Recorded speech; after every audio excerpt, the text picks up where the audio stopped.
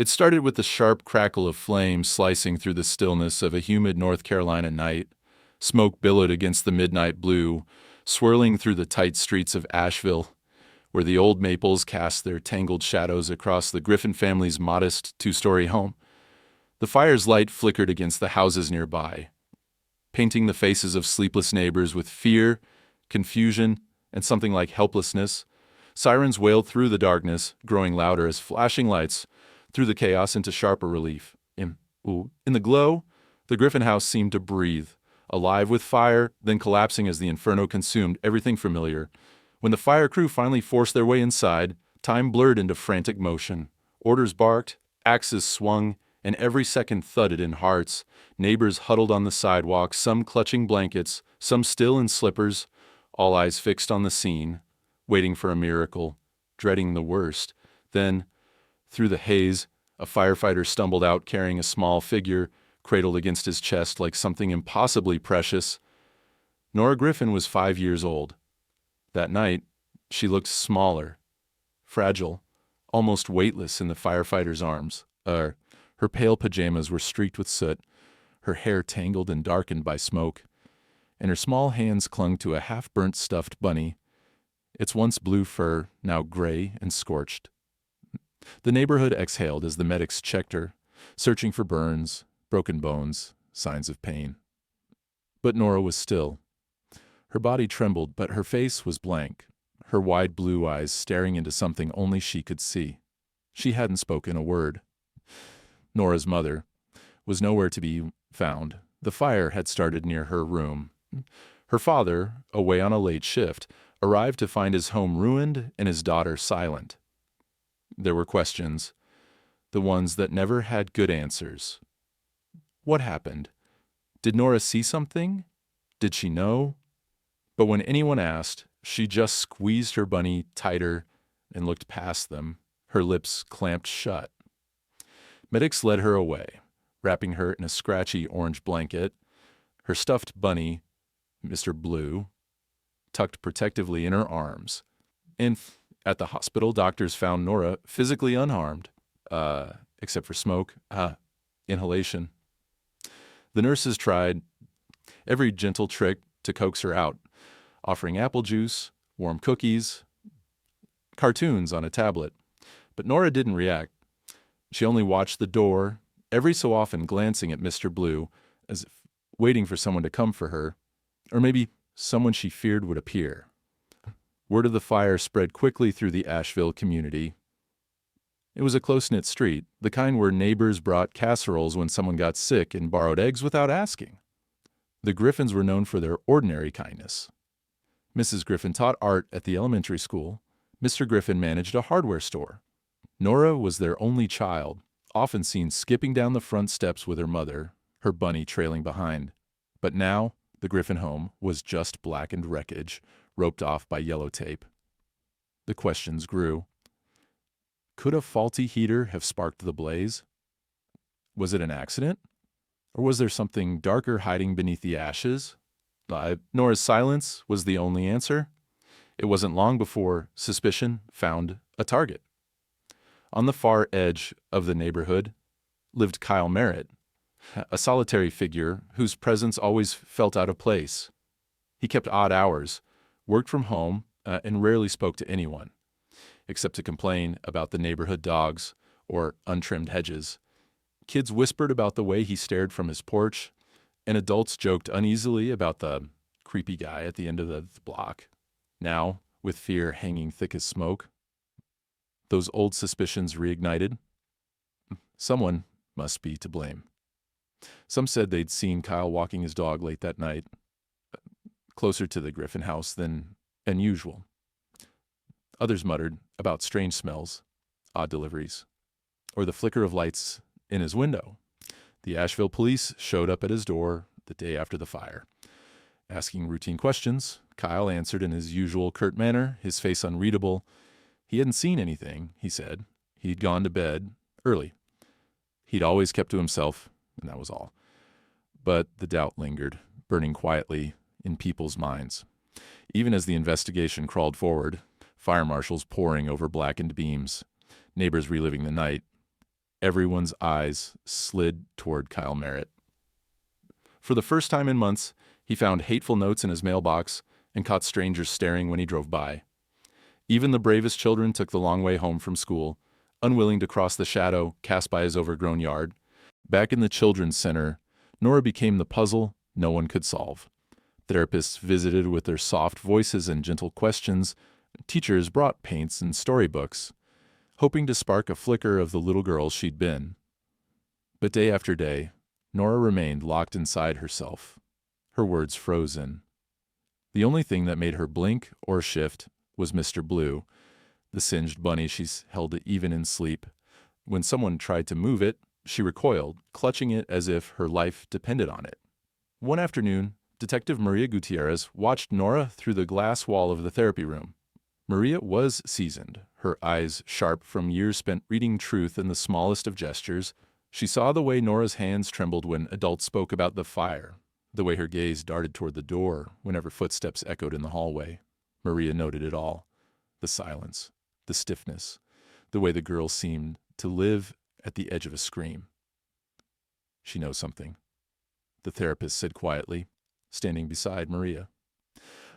"But she can't say it. Not yet." Maria nodded, the gears turning in her mind. There was more to this than an accident, more than faulty wiring or a neglected heater. And somewhere inside that silence, inside the girl clutching her burnt bunny, was the answer. Outside, rain began to fall, soft at first, then harder, pattering against the window. Maria leaned in, determination sharpening her features.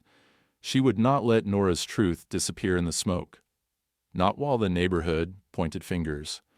Not while a little girl stared out at a world suddenly too loud, too bright, too dangerous. In the silence that followed, one thing was clear. Whatever had happened in the Griffin house, it had changed everything. And the only person who truly knew what happened, the only one who might have seen the truth, was a 5-year-old girl, trapped behind the wall of her own silence. But Maria wasn't ready to give up. Somewhere, between the smoke and the silence, a story waited to be told. Detective Maria Gutierrez didn't believe in giving up on a child, not even on the quietest days, certainly not now, with the haunting image of Nora Griffin burned into her mind. 2 weeks had passed since the fire, and in that time, the world around Nora had shifted. Hospital rooms and child advocacy centers, a steady parade of strangers speaking in soft tones, offering reassurance that never seemed to land. Each day, Maria checked her notes and watched through observation glass as therapists tried their best. But it was as if Nora had vanished behind her silence, and the only things left of her were those wide, wary eyes and the half-charred bunny she still gripped like a lifeline.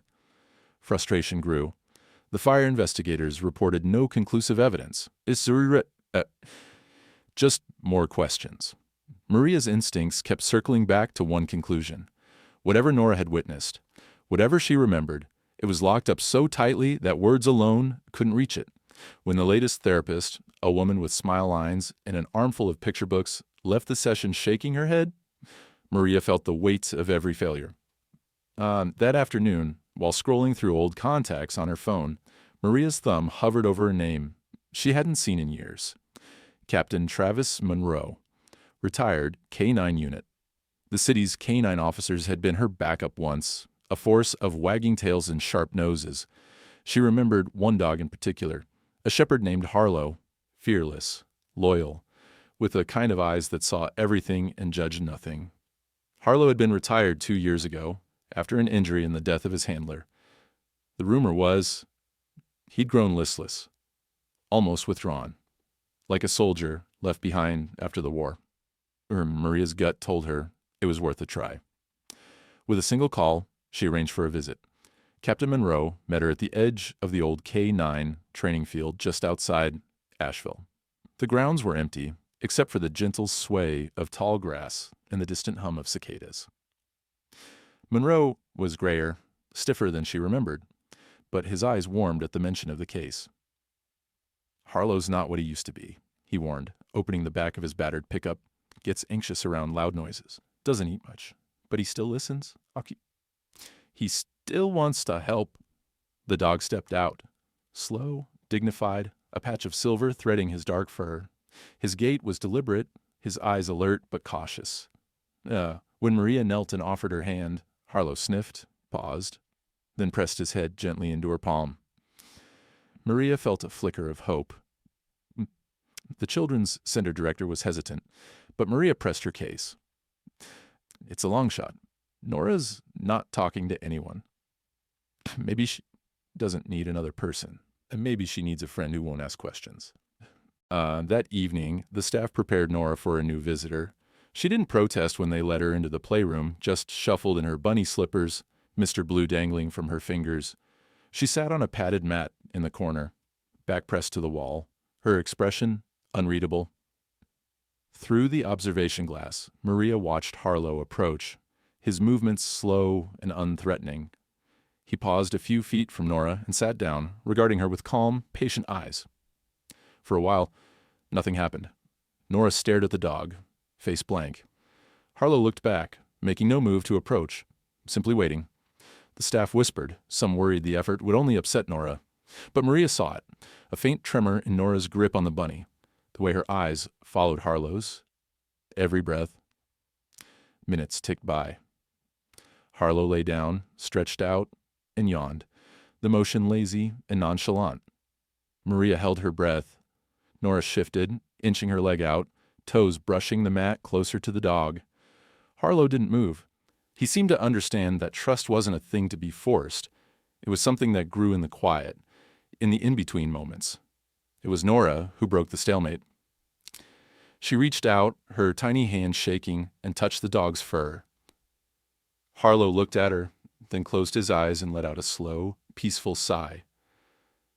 For the first time since the fire, Nora's shoulders dropped, her body unclenching just enough to let in a little peace. The bunny slid to her lap as she rested her hand on the dog's back, fingers curling into his thick fur. Therapists, nurses, and Maria herself watched from behind the glass, astonished. For the rest of the session, Nora didn't speak, but she didn't look away from Harlow. She stroked his back, sometimes pausing to squeeze Mr. Blue. When Harlow shifted and rested his head on her knee, Nora let him, her gaze softening. The next day, Maria brought Harlow back. The staff welcomed the idea, some skeptical, some quietly hopeful. This time, Nora didn't need coaxing. She settled on the mat, placed Mr. Blue beside her, and waited for Harlow to approach. When he did, she smiled. A tiny, fleeting thing, but enough to draw a gasp from the therapists. Maria, watching, felt a stirring of pride. Day after day, the sessions continued. Harlow became a fixture at the center, his calm presence a kind of silent reassurance. Nora began to anticipate his visits, asking with her eyes even if she didn't use words. She brushed his fur, offered him pieces of apple from her snack, and sometimes, when she thought no one was listening, she whispered into his ear. The staff couldn't hear what she said, but Harlow would wag his tail, nuzzle her hand, and stay by her side. Maria started to notice a change in Nora. She was still reserved, still guarded. But the fear had dulled around the edges. She slept a little more soundly, no longer waking from nightmares every night. The therapists adjusted their approach. No more leading questions. Just time spent with Harlow, gentle encouragement, and the safety of a dog who would never judge her silence. It was in the middle of a rainy Thursday when the breakthrough happened. Nora was playing with blocks, Harlow dozing at her side. Suddenly, Nora leaned close to the dog and whispered just loud enough for Maria, standing outside the doorway, to catch the words. "He smelled like smoke. He stepped loud." The words were soft, barely audible, but they were the first she'd spoken in weeks. Maria's heart hammered. She quickly noted the phrase. There was something in it, something important. It wasn't just the fire that haunted Nora. It was someone who smelled like smoke, who stepped loud. Could it be the neighbor, Kyle Merritt, or someone else? After the session, Maria didn't push Nora for more. She knew that progress was delicate, easily lost if pressed too hard. Instead, she recorded what she'd heard and shared it with the therapists who marveled at the change. Harlow, meanwhile, accepted his new role with dignified patience, lying next to Nora as if he'd always belonged at her side. By the week's end, the subtle bond between the withdrawn child and the retired K-9 had become the quiet heart of the investigation. For the first time, Maria felt a sliver of hope. She watched as Harlow licked Nora's hand, and the girl, still silent to everyone else, smiled a little more easily. In the burned-out shell of the Griffin house, the forensics team kept searching for answers. In the playroom, a broken child and a worn shepherd were building something just as valuable. A bridge across silence, a path out of the dark. And as Maria left the center that evening, a smile tugged at her lips. She didn't have all the answers yet, but for the first time since the fire, she believed she would find them. If there was one thing Detective Maria Gutierrez understood, it was that trust took time, but sometimes the right companion could bridge a gap that nothing else could. Each day that Harlow, the retired K-9, accompanied her to the Children's Center, Maria saw Nora change by inches. A subtle transformation, quiet but undeniable. It was in the way the girl started waiting by the window, Mr. Blue gripped tightly in her arms just before Harlow arrived, or how her fingers no longer trembled so much when she reached to touch the old dog's fur. On the surface, these were small victories. But for Nora, they were everything.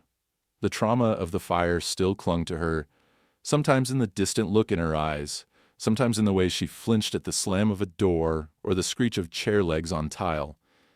Yet, as the days blurred into a gentle routine, she found comfort in Harlow's steadiness. He seemed to sense her moods, lying close when she shrank into herself, standing watchful when the therapists entered with their gentle encouragement. Maria watched all this from a quiet corner of the room, her notepad forgotten in her lap. Sometimes she brought Harlow's favorite treat, and Nora delighted in giving it to him, giggling softly when he licked her palm. Once, Harlow placed a paw on her knee, and Nora leaned her head against his back, closing her eyes for a long moment. Maria felt something warm flicker in her chest, a hope she hadn't dared nurture until now. One crisp Tuesday morning, as the sunlight angled through the playroom's wide window, the therapists arranged a series of play and therapy activities meant to coax Nora into engagement. Normally, these would be met with her silent resistance. But with Harlow there, everything shifted. Nora sat cross-legged on a carpet, coloring quietly, with Mr. Blue beside her, and Harlow stretched out like a living shield. Midway through the session, one of the therapists, a woman named April, sat nearby, stacking blocks. She spoke in a gentle, matter-of-fact voice, narrating her actions without looking directly at Nora. "I wonder if Harlow likes blue blocks or green ones best," she mused, placing blocks in a careful line. Harlow, as if on cue, sniffed the green one and wagged his tail. Nora grinned, the faintest glimmer of amusement breaking through her usual blankness. The moment felt almost normal. Encouraged, April continued, "Some people say dogs have superpowers. Maybe they can hear secrets, or know when someone's sad." She looked over, not at Nora, but at Harlow, who gazed back with his solemn brown eyes. Nora seemed to consider this. Slowly, she reached out and placed a blue block in front of Harlow. "He likes blue," she whispered, so quietly that Maria nearly missed it. But Maria's detective instincts were sharper than most. She caught every word, every whisper, and she noticed something else, a pattern emerging. Nora still didn't speak to adults, no matter how gentle their approach. But with Harlow, her words trickled out in small, cautious bursts. When the room was quiet, and she thought no one else could hear, she told him things that Maria knew were more than just a child's imagination. That afternoon, Maria set up a small recording device near the play area, hidden behind a row of picture books, not to invade Nora's privacy, but because every piece of the puzzle mattered. She listened as Nora whispered to Harlow, her voice shaking with memory. "He smelled like smoke. He stepped loud." The words came again and again, always the same. Maria wrote it down in her case notebook. He smelled like smoke. He stepped loud. Something about the phrasing bothered her. A detail that felt out of place for a 5-year-old. It sounded like a description of someone specific, someone unforgettable. Could it be Kyle Merritt? The neighbor everyone suspected. Or did Nora remember someone else? As the days passed, Maria pieced together more fragments from Nora's whispers. Sometimes the girl would say, "He was in the hallway," or "He dropped something shiny." One time, she whispered, "He made the bunny burn." Every time, Harlow would nuzzle her hand, his gaze never leaving hers. The therapists noticed the change too. They documented Nora's improvement, noting how her posture grew less guarded, how she sometimes joined group play when Harlow was present. Even her sleep improved. Her Aunt Renee reported fewer nightmares, more restful nights. The center staff began to see Nora not just as a victim, but as a survivor. Someone who, with the right support, might begin to heal. But healing didn't mean forgetting.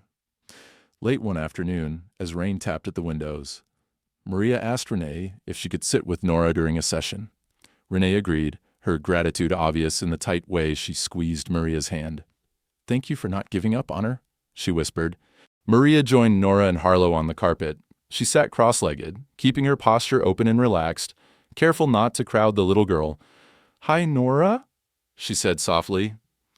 "Do you mind if I sit here too?" Nora glanced at Harlow, then nodded just once, her fingers buried in the dog's thick fur. Maria smiled and looked down at her hands, not pressing for conversation. After a long silence, she asked, "Is it okay if I tell Harlow a secret?" Nora's gaze sharpened, curiosity flickering. Maria leaned closer to the dog and whispered, "I think you're the bravest dog I've ever met." Nora's lips parted in surprise, and then curved in a shy smile. For a heartbeat, the fear was gone, replaced by a spark of connection.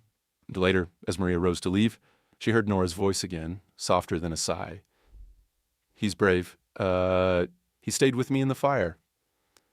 Maria paused in the doorway, goosebumps rising along her arms. She turned and saw Nora, eyes shining, looking at Harlow as if the dog had always been her protector. Maria made a silent promise she would find the truth, no matter how long it took. That evening, Maria sat at her desk, headphones on, replaying the recording of Nora's whispers. The same phrases cycled: smoke, footsteps, hallway, bunny. But there was something else. A pattern to the way Nora's voice faltered when she mentioned "stepped loud." It was fear, yes, but also recognition. Maria jotted down a new question in her notebook. Was there something unique about Kyle Merritt's gait? Did he walk with a limp, wear heavy boots? Something Nora would remember? The possibilities churned in her mind. She called the fire investigator and asked about the patterns found in the house. "Did anyone see footprints in the ash?" she inquired. "We did, actually, came the reply. "Large, heavy boot prints. Too big for a woman or a child." Maria's pulse raced. Maybe Nora's memory wasn't as scattered as it seemed. The next morning, Maria met with the therapists, sharing her findings and playing the audio clip. They listened intently, nodding as Nora's voice whispered from the tiny speaker. "It's not much, but it's a start," Maria said. "If she trusts Harlow, we follow that lead. Every detail helps." With each session, Harlow's role grew. He was more than just a comfort. He was a bridge, the only one who could carry Nora's fragile trust to the adults who needed to hear her truth. And as Maria watched the girl and the dog together, she understood. Healing would take time. But trust, once earned, could be the key to unlocking everything. The mystery deepened, but so did the hope. In a world still haunted by smoke and silence, Nora had found her voice. If only for Harlow. And Maria was determined to listen. The rain outside the children's center had turned from a gentle tap to a relentless drumbeat. Inside of, though, it was the rhythm of trust that filled the playroom, a rhythm measured by each of Nora's glances, each touch of her hand against Harlow's soft fur. Nora was still the quietest child in any group, but something was shifting.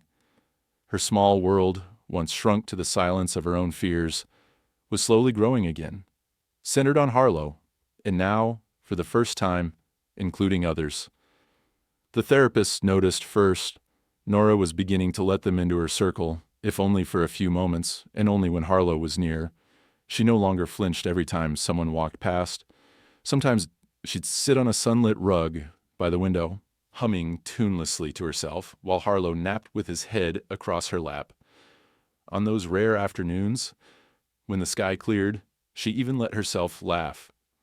A sound so unexpected that the staff would pause in the hallway just to listen. But the most telling change was Mr. Blue, the battered stuffed bunny. Since the night of the fire, Mr. Blue had been more than a toy. He was Nora's shield, her talisman. For weeks, she never let anyone else touch him.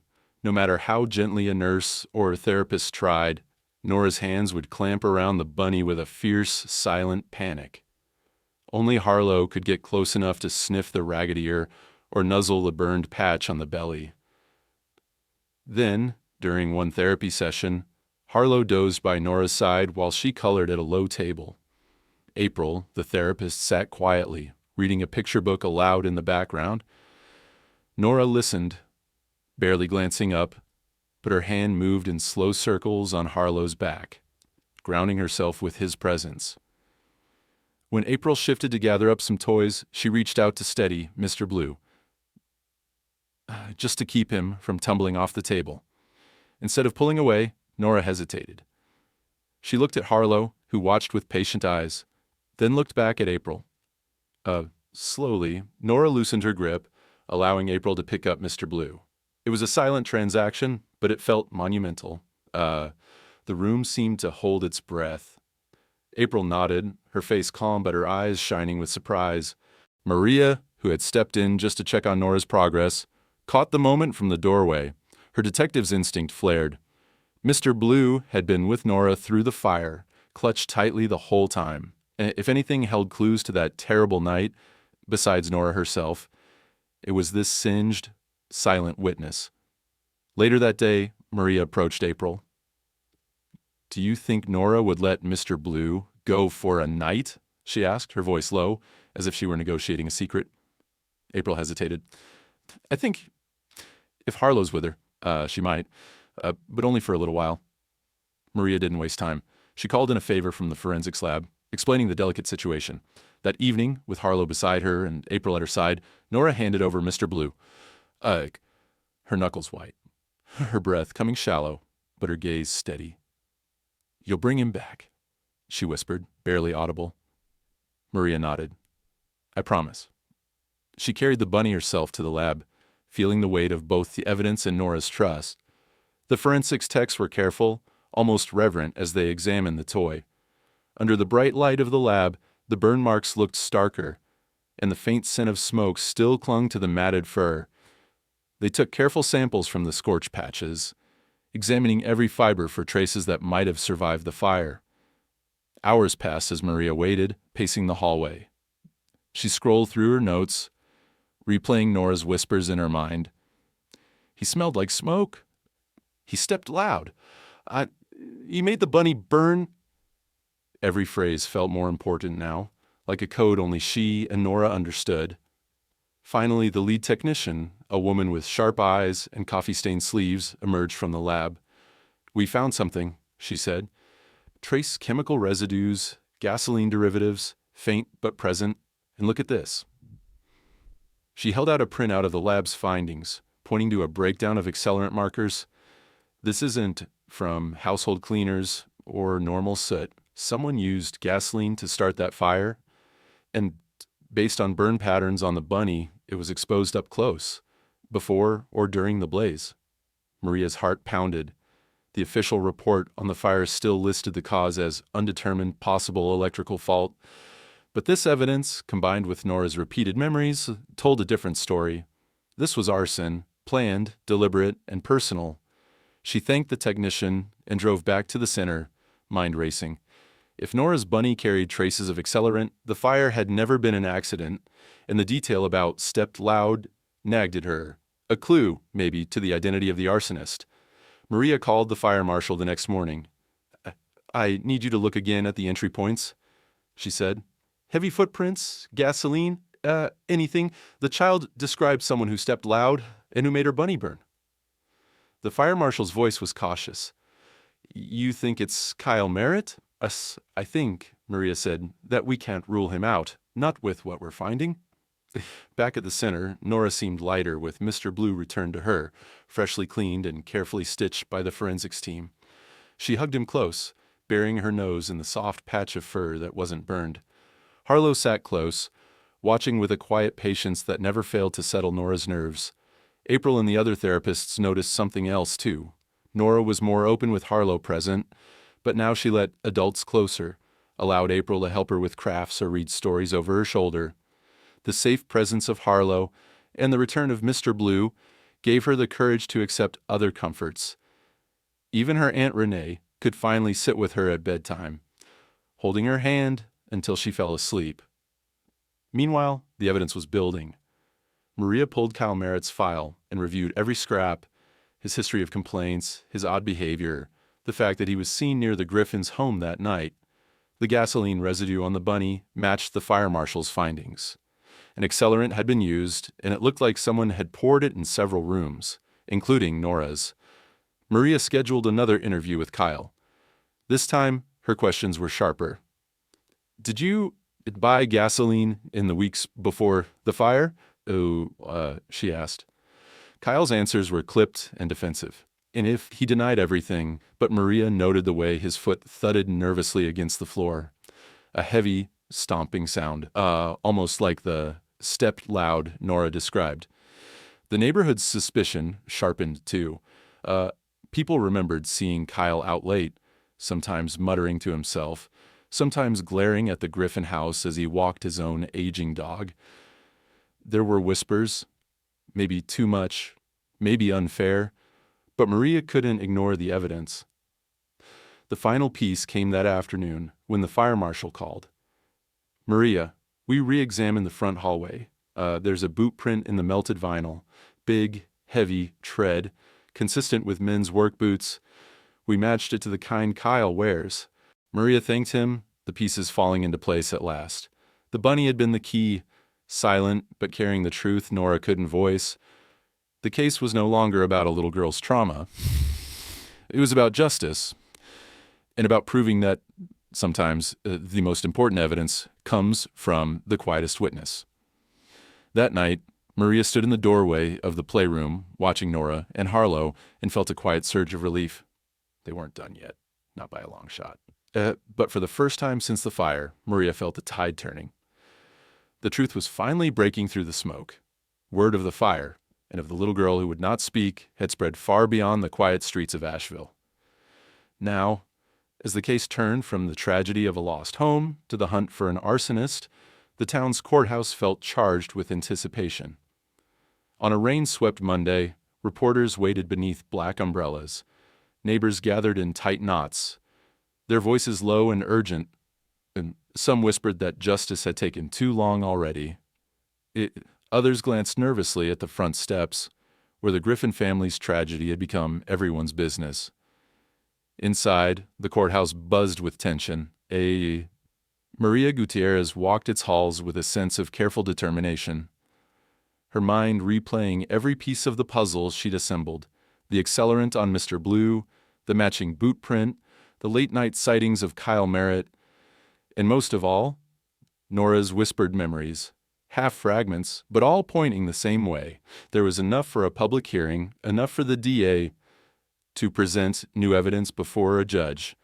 Still, Maria worried. The case was strong, but so much depended on the testimony of a 5-year-old who had not spoken a full sentence to any adult since the fire. Nora's emotional wounds were deeper than any visible scar, and Maria knew how easily the noise and spectacle of court could unravel the fragile healing she'd begun. But something had shifted in Nora. Since the day her bunny was returned, she'd seemed more present, watchful, but less fearful. Harlow, now an official visitor at the center, never left her side.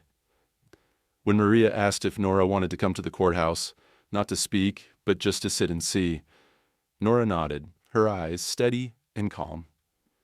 She insisted on bringing both Harlow and Mr. Blue. Only if they come too," she whispered, voice as soft as rain. The morning of the hearing, Renee helped Nora into a blue dress and brushed her hair until it shone. Nora hugged Mr. Blue tightly, her fingers threading through the matted fur. Harlow padded beside her, a sturdy anchor in a world of shifting ground. They rode together in the back seat of Maria's cruiser, Renee up front, her hands clenched nervously in her lap. The courthouse itself was intimidating. High ceilings, echoing marble floors, the low drone of adults talking in serious voices. Nora's steps faltered at first, but Harlow nudged her gently, and together they walked through the metal detector and into the waiting area. Reporters glanced up, some snapping photos, but Maria shot them a look that brooked no nonsense. "Give her space," she barked. "She's not here for a show." The hearing itself was brief but electric. The DA recited the case's key evidence, forensic proof of her accelerants, a matched boot print, witness statements about Kyle's whereabouts, and a professional's testimony that the fire was no accident. Kyle Merritt sat at the defense table, pale and rigid, his lawyer whispering furiously in his ear. Nora was not called to testify. She was far too young, and the trauma was still too fresh. But the judge allowed her to sit quietly in the front row, accompanied by Harlow and Renee, while Maria presented her findings. It was the safest way to include her, a gesture to her courage, and her central place in the truth. Harlow lay at Nora's feet, eyes fixed on the aisle, his tail twitching each time someone entered the room. Nora sat perfectly still, Mr. Blue clutched in her lap, her face a mask of concentration and fear. Around them, the room hummed with barely concealed energy. Some people watched Nora with sympathy, others with a kind of desperate hope. Then the doors, at the back of the courtroom, opened, and Kyle Merritt walked in. For a moment, everything froze. The air seemed to thicken, as if the room itself was holding its breath. Harlow's head snapped up, his ears pricked forward, muscles going taut beneath his fur. The gentle, aging shepherd became suddenly alert, every fiber of his being focused on the man approaching the defense table. As Kyle drew closer, Harlow's body stiffened. A low, rumbling growl started deep in his chest, so quiet at first that only Nora and Maria seemed to notice. But then, as Kyle passed within a few feet, Harlow lunged, barking once, sharp and explosive. The leash snapped taut, and for a heartbeat, it seemed the old dog might break free. Nora gripped the leash, her eyes wide, but didn't flinch. Orderlies rushed forward, restraining Harlow, calming him with gentle words and soothing touches. The judge banged his gavel, restoring silence. Kyle, shaken, stared at the dog with an expression that flickered between contempt and fear. In the midst of the commotion, Nora's voice rose, barely above a whisper, but clear enough for Maria, seated only a few feet away, to hear. "That's him. That's the smoke." The words fell into the hush like a dropped stone.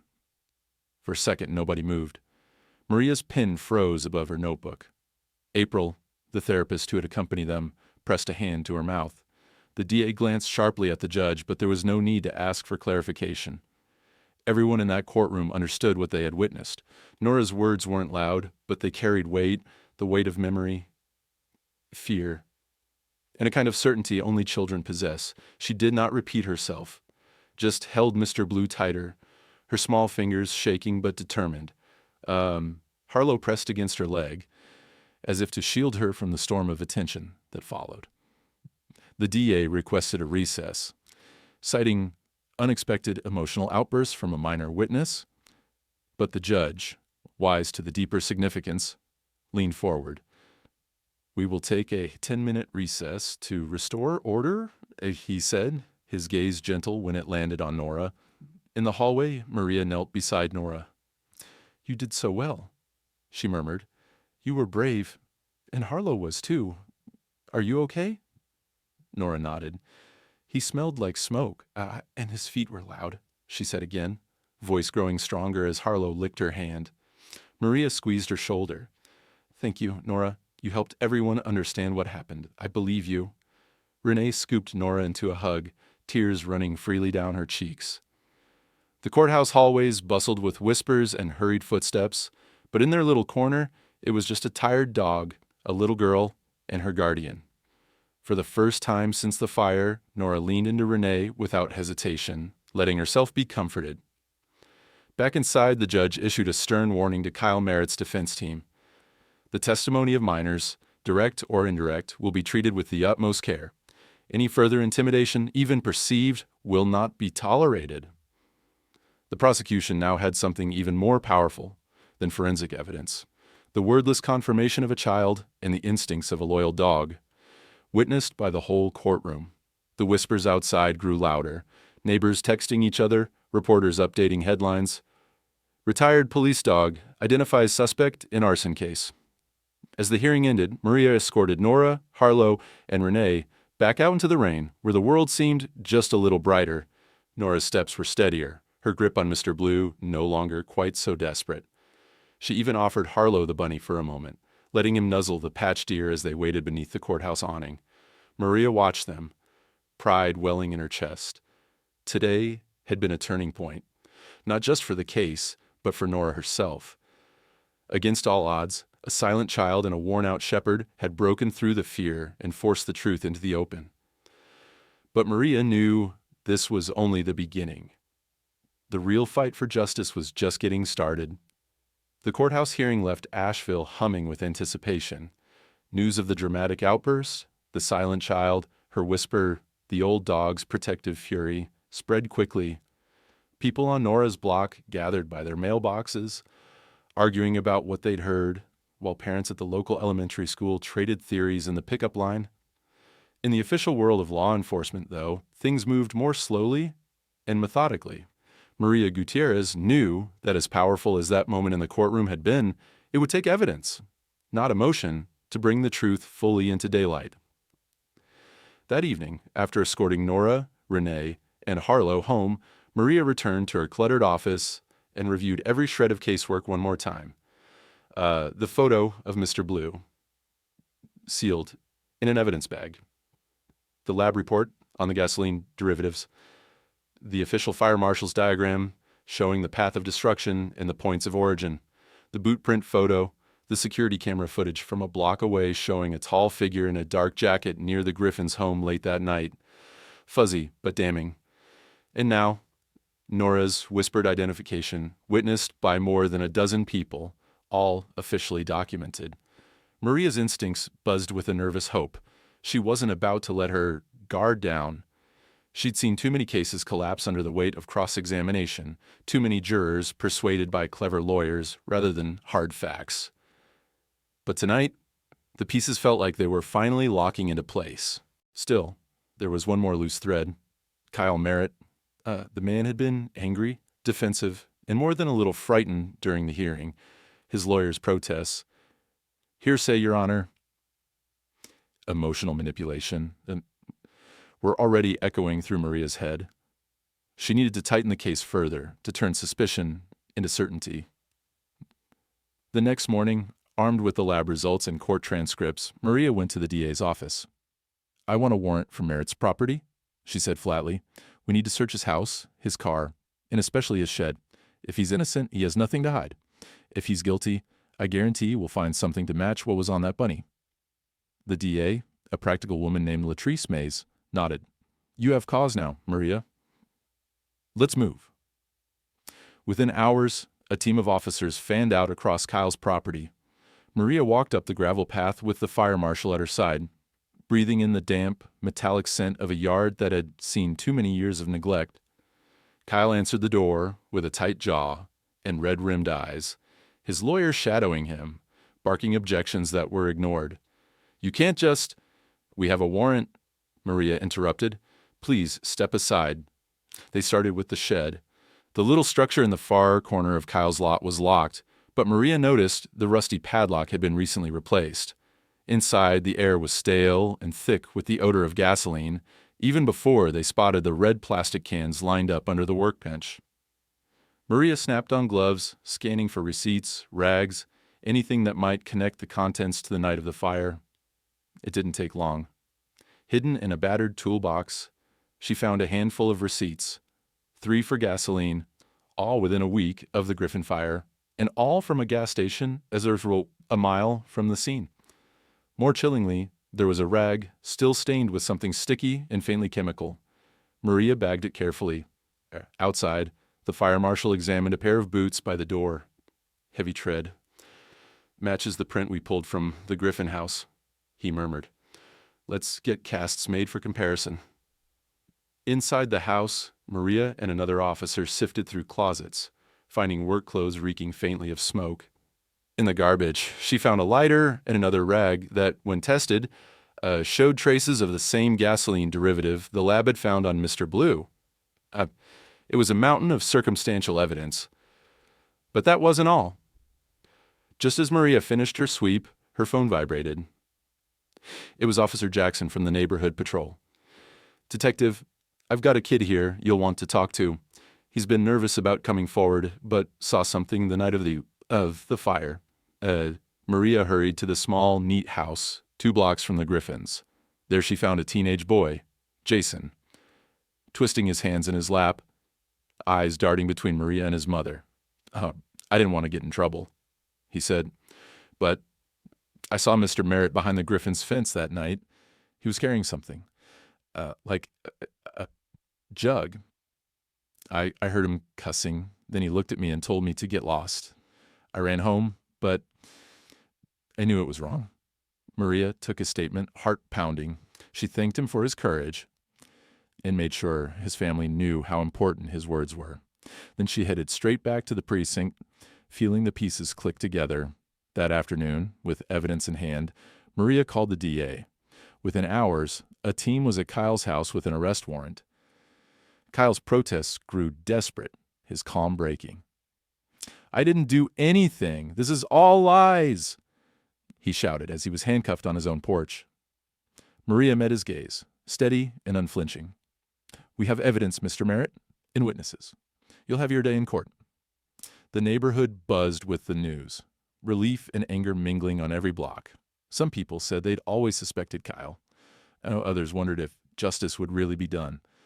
But for Maria, the case now had an anchor, real physical proof, paired with a witness and a motive. When she returned to the Children's Center that evening, she found Nora sitting with Harlow and Mr. Blue in a patch of late sunlight, drawing quietly. The girl looked up as Maria entered, her face open and almost peaceful. Maria knelt beside her, careful not to crowd her space. We found out who hurt your home, Nora. You helped us. You were very brave. Nora nodded and looked at Harlow. He stayed with me, she whispered. He wasn't scared, so I tried not to be too. Maria smiled, emotion thick in her throat. You did everything right. As the sun dipped below the window, Maria looked around the room, at the girl, the dog, the singed bunny lying between them, and felt something close to closure. There would still be trials, still be questions. But for the first time, the shadows of suspicion had begun to lift, replaced by the steady light of truth. In the coming weeks, as lawyers prepared for court and neighbors resumed their lives, Maria often found herself thinking of Nora's small, fierce courage. The evidence had broken the case, but it was the trust between a silent child and a worn shepherd that had lit the path, and that, Maria knew, was a kind of justice no courtroom could ever measure. The days after Kyle Merritt's arrest brought a hush to Asheville, like the town itself was finally letting out a breath it didn't realize it was holding. The Griffin house stood empty, a skeleton behind police tape, but at the Children's Center, something new was taking root. For the first time in weeks, the air felt less heavy, the rooms filled not just with worry, but with the cautious sounds of healing, laughter drifting down the halls, the clatter of crayons on a table, the soft thump of Harlow's tail against a rug as he settled in beside Nora.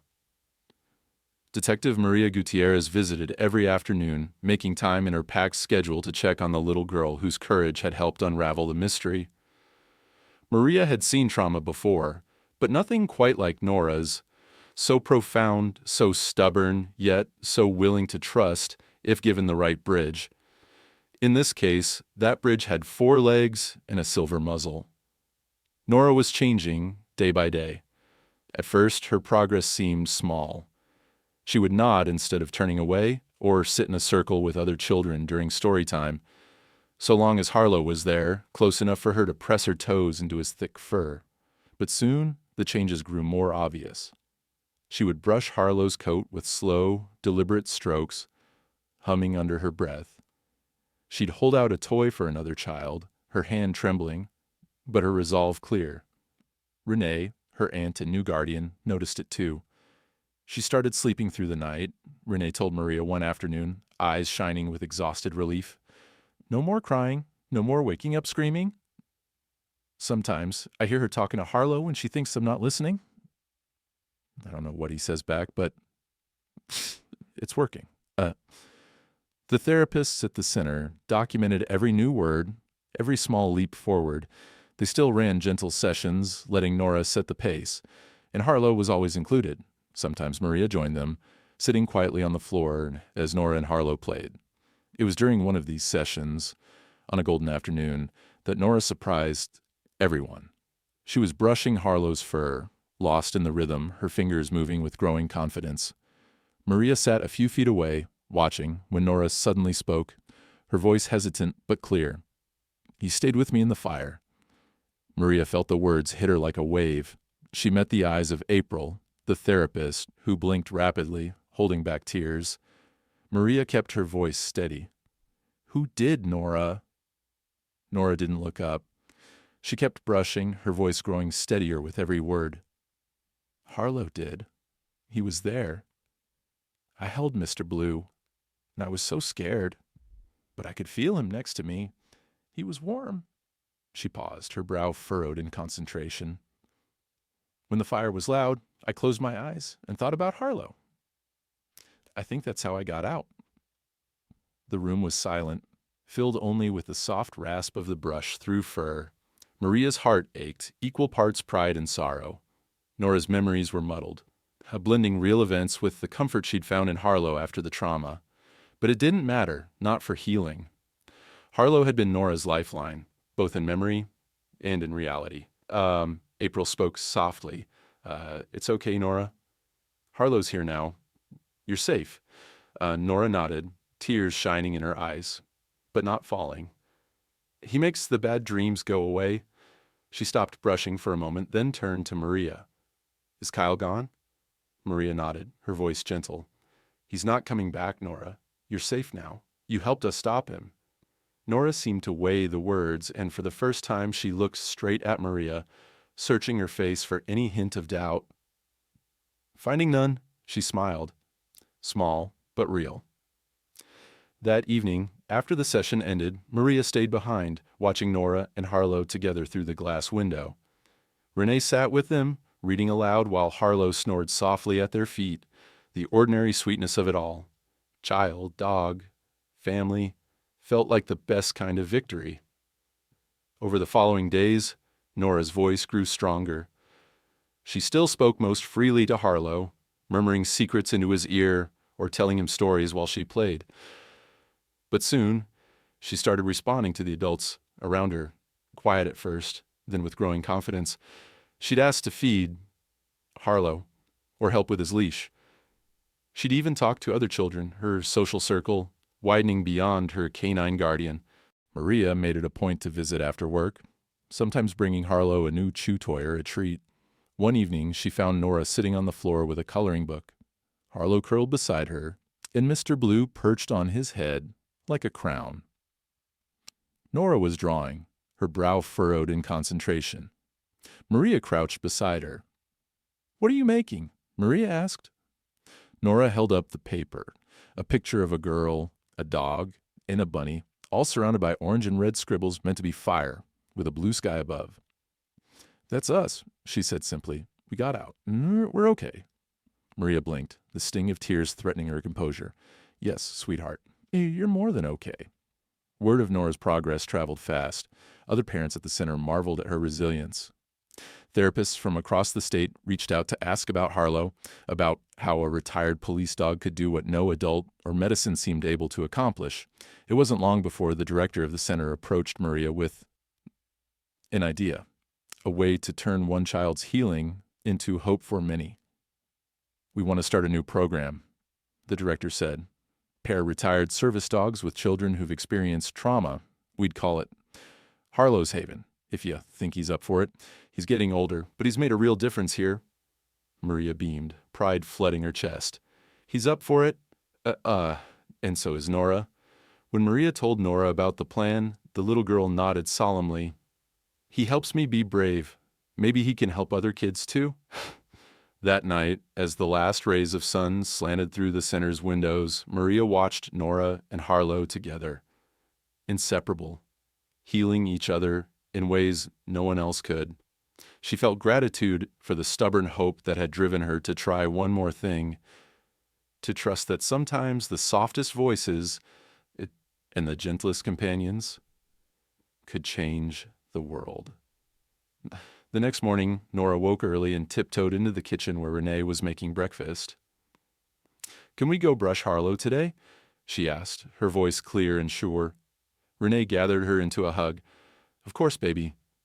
Of course we can." In the quiet spaces between grief and recovery, words were blooming again, and in those words, Maria saw the shape of Nora's future, bright, steady, and alive with hope. It started quietly, like most good things do.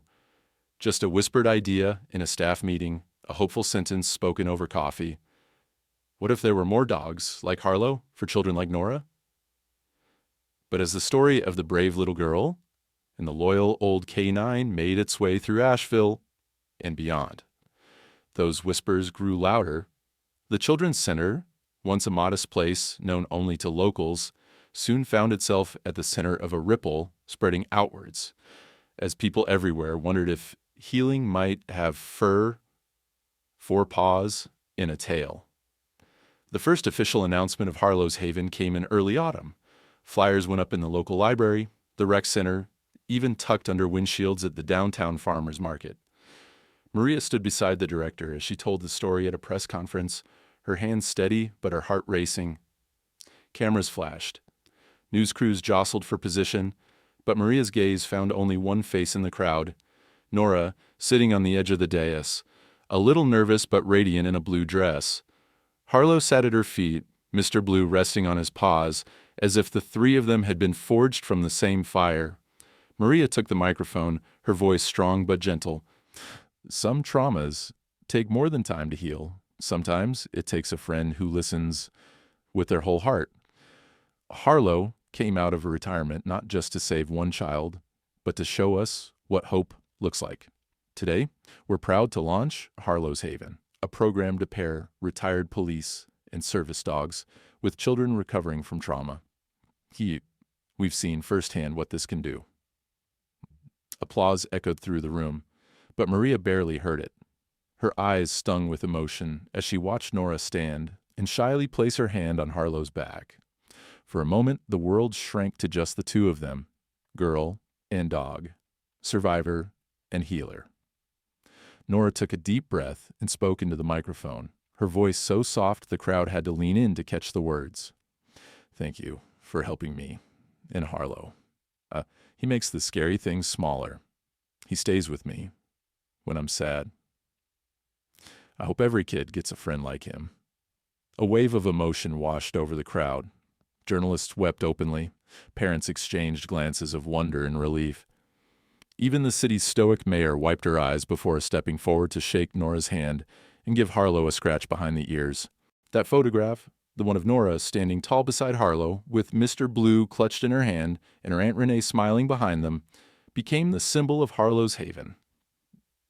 It went up on the center's new website, in newspaper articles, and on the wall outside the Wear Therapy rooms. The community responded with a generosity Maria had only dreamed of. Donations poured in. Crates of dog treats, leashes, blankets, and stacks of handwritten letters from children who wanted to meet the hero dog. Harlow, for his part, handled the newfound fame with dignified calm. He was older now, with more white around his muzzle and slower gait, but the gentle spark in his eyes never dimmed. He sat quietly during every interview, letting children and adults alike stroke his head. The only thing that seemed to unsettle him were loud noises, reminders, perhaps, of old battles and burning homes. But as long as Nora was nearby, he was content. Nora, too, blossomed in the sunlight of attention.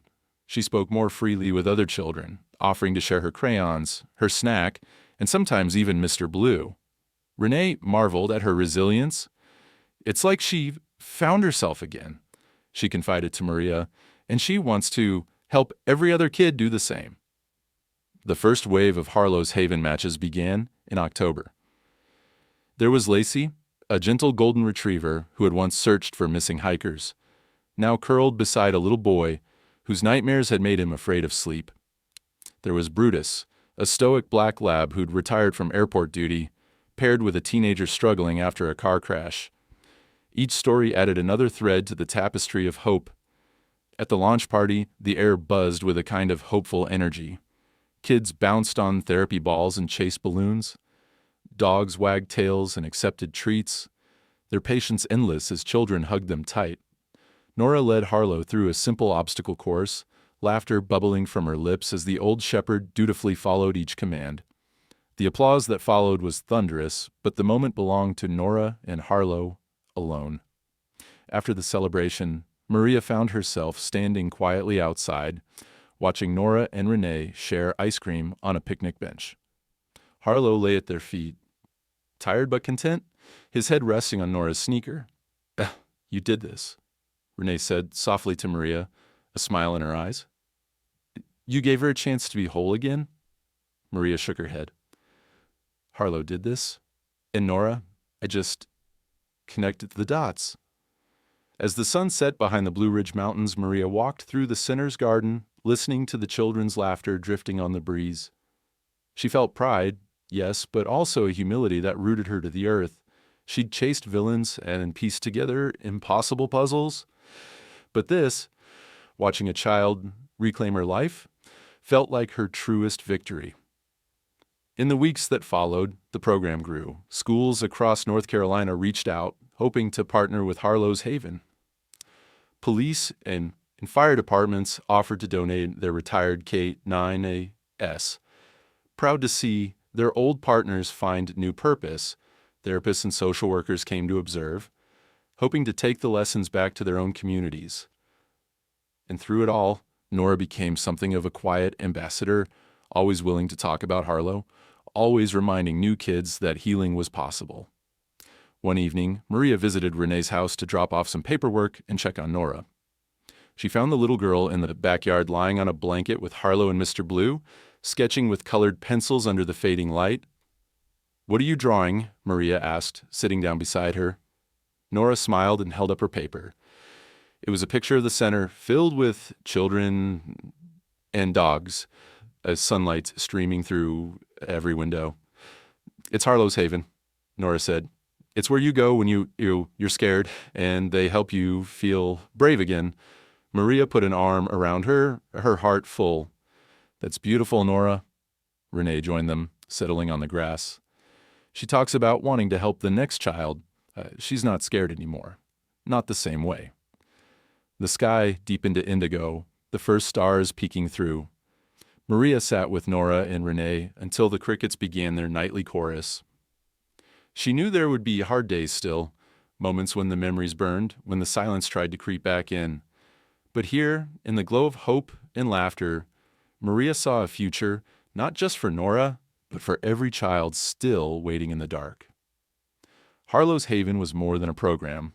It was a promise that no child had to face fear alone, and that sometimes the gentlest companions could help heal the deepest wounds.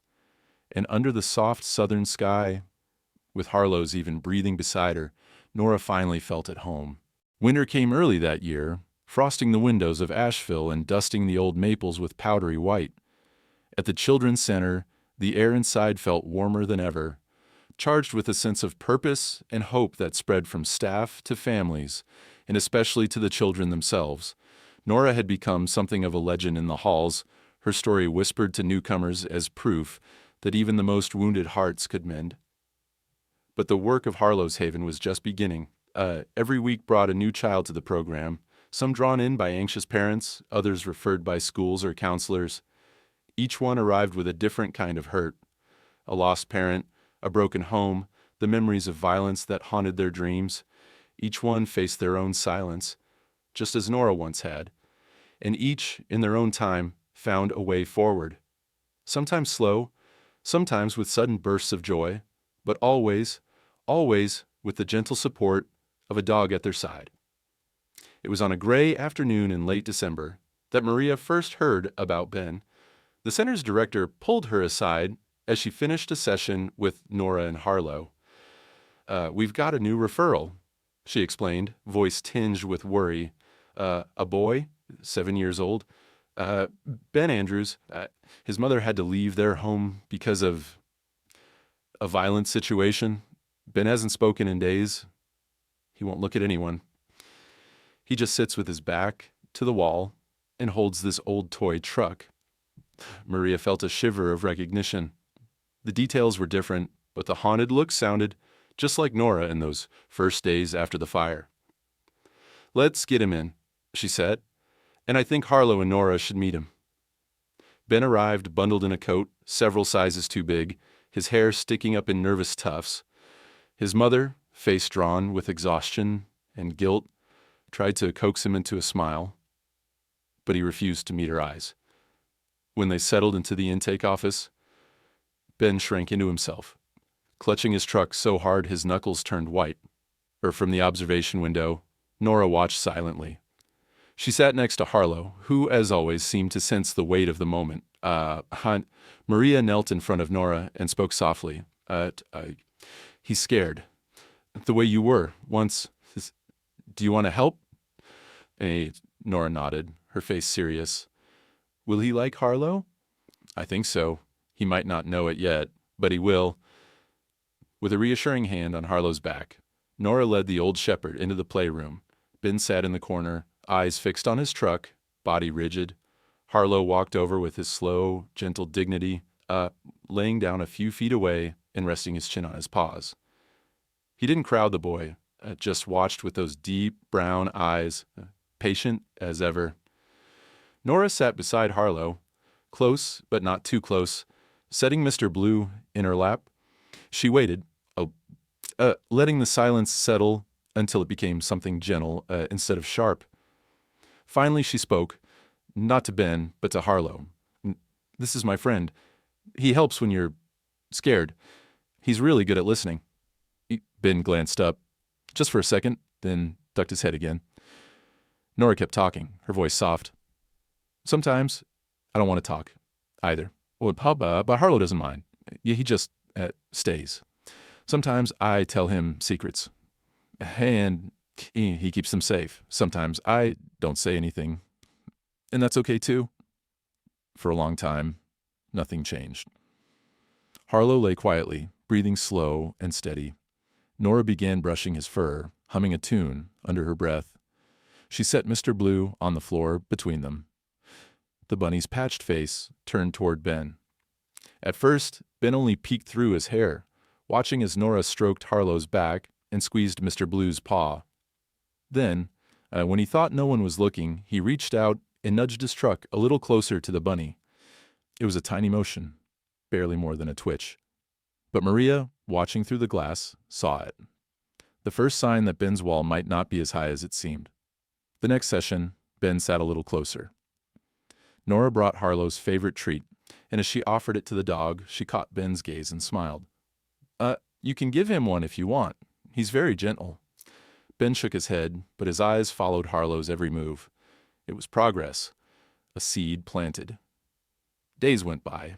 Sometimes Nora would slide Mr. Blue across the floor to Ben, leaving him there like an invitation. One morning, as the winter sun broke through the clouds, Ben finally picked up the bunny. He turned it over in his hands, fingers tracing the stitches in the scorched patch on its belly. Nora watched without speaking, just nodding her approval. Harlow got up and walked over, sitting quietly beside Ben. The boy tensed, but Harlow didn't touch him. He just breathed in, out, slow and peaceful. Ben glanced at the dog, then at Nora, as if searching for permission. Nora spoke softly. "He helped me. He can help you, too." Ben looked at his mother, who nodded with tears in her eyes. For the first time, Ben let the old dog press his nose against his knee. Harlow wagged his tail, and Ben managed a ghost of a smile. That afternoon, Maria returned to her desk and wrote a note in her case log. Ben made eye contact and accepted comfort. Progress is real. Nora was the bridge. From then on, Ben became a regular in the playroom. He and Nora built towers from blocks, drove toy cars through imaginary cities, and sometimes sat together in companionable silence. Mr. Blue, once a solitary guardian, now belonged to both children. A symbol of hope passed from one small hand to another. One afternoon, as staff tidied up, Nora slid Mr. Blue over to Ben without a word. Ben looked at her, then at Harlow, then at the bunny. He hugged the toy to his chest, closed his eyes, and when he opened them, he looked at Nora. Not through her, but at her. It was the first time he truly saw another child since arriving. The staff watched, hearts full. The director whispered to Maria, "This is what Harlow's Haven is about. Children helping children with a little help from their friends." That evening, as snow drifted past the center's windows, Maria lingered before leaving. She watched Nora, Harlow, and Ben together. A constellation of healing built from pain and patience. The room was quiet but alive, filled with a peace that came not from forgetting the past, but from learning to live alongside it. As Nora and Ben packed up to leave, Ben turned to Nora, his voice a whisper but clear. "Can Harlow come to my house sometime?" Nora grinned, her eyes bright. "I think he'd like that." Outside, Renee wrapped Nora in a hug. Ben's mother did the same for her son, her gratitude, silent but immense.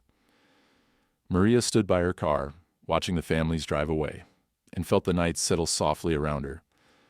The world, she thought, would always have its share of broken things. But sometimes, if you were lucky, there were enough good people, and good dogs, to help you put them back together. Harlow limped over to Maria, tired but proud. She knelt and scratched his ears. You did good today, partner. You helped pass hope from one heart to another." Harlow wagged his tail, and Maria laughed, the sound echoing into the winter night. Tomorrow would bring more children, more stories, more chances to heal. But for now, in the glow of Harlow's Haven, hope had found a new home. 1 year later, the Children's Center looked almost unrecognizable from the tense, quiet place it had been during Nora Griffin's earliest days there. Laughter now spilled down the hallways, and the playroom windows were always bright, decorated with rainbow handprints and sketches of children and dogs.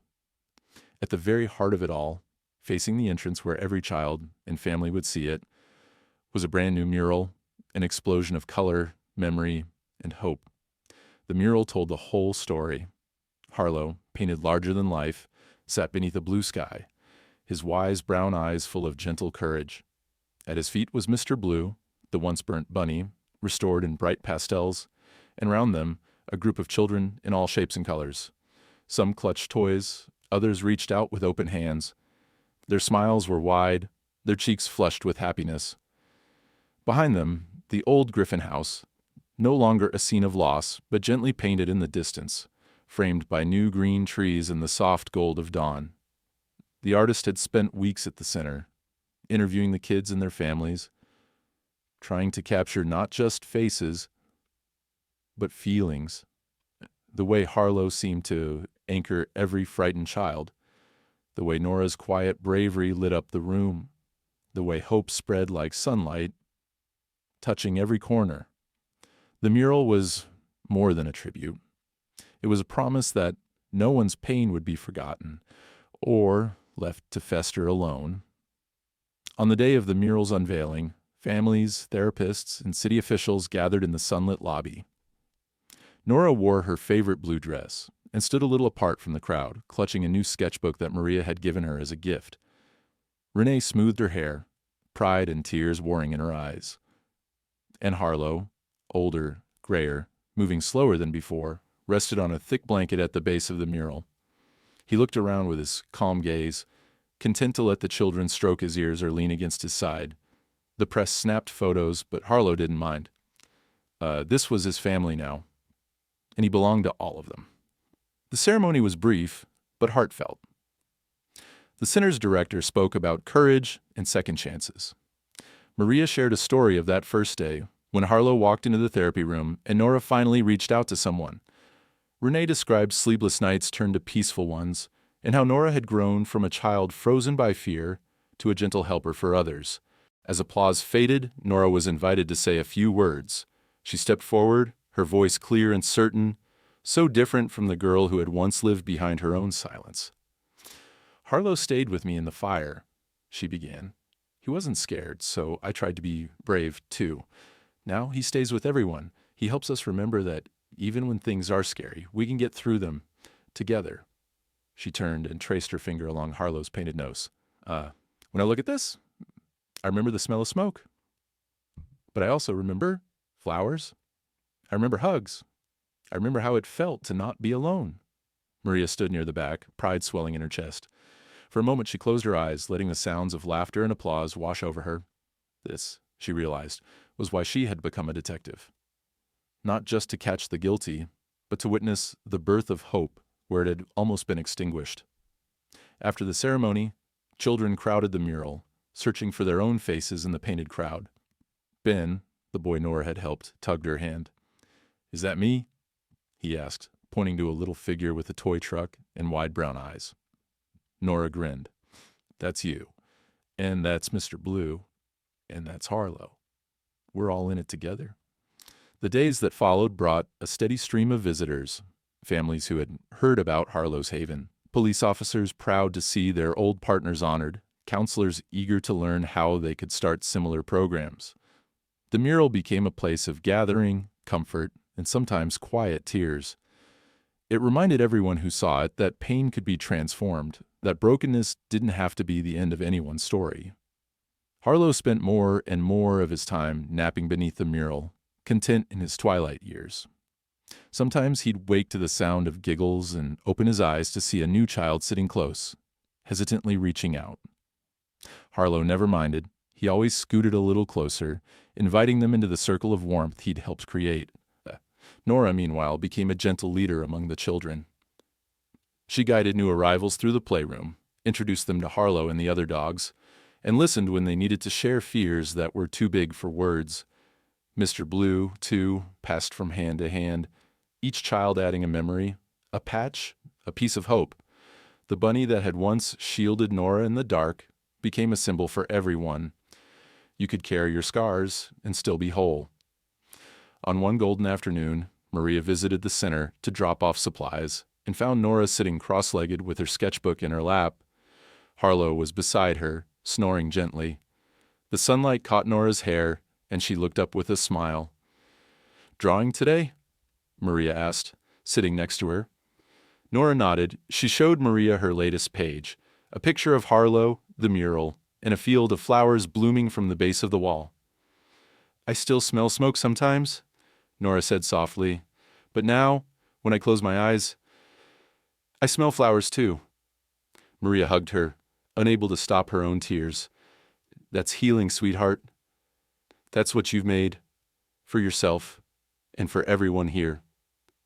As the day faded, Nora, Renee, and Maria watched Harlow nap beneath his painted likeness, a living bridge between what had been lost and what had been found. The mural glowed in the last rays of sunlight, a silent promise that hope could rise from ashes, stronger and brighter than before. And though Harlow was older, though his steps were slower and his dreams sometimes distant, he was never alone. Not as long as Nora and the children remembered what he'd taught them, that together you could face the dark and find your way home.